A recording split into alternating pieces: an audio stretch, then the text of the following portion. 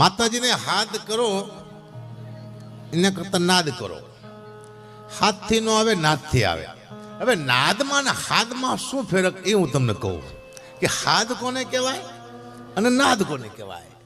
તમે રસોડામાં બેઠા હોય, ઓસરીમાં તમારા થાળીમાં રોટલી પડી હોય અને કૂતરું આવી અને રોટલી ઉપાડે અને તમે કહો હડ, આને હાથ કહેવાય. તો નાદ કોને કહેવાય કે રાતના 3 વાગ્યા હોય, અમાસની રાત હોય, અંધારી ગલીમાં તમે નાહ્યા જતા હોય અને આવડો મોટો કાર્યો કૂતરો તમારા પગથી 2 આંગળ છેટો રહી જાય, તમે કહો આને નાદ કહેવાય. અંદરથી આવે હોય નાદ ને હાથમાં એટલો ફેર છે. એટલે આપણે નાદ કરવાનો છે. પણ અમારી પાછળ એક ઉપમા લાગી છે કે અકાબા ગઢવી તો સાહિત્યનો બેતા બાદશાહ, માયા ભાઈ આહી તો સાહિત્ય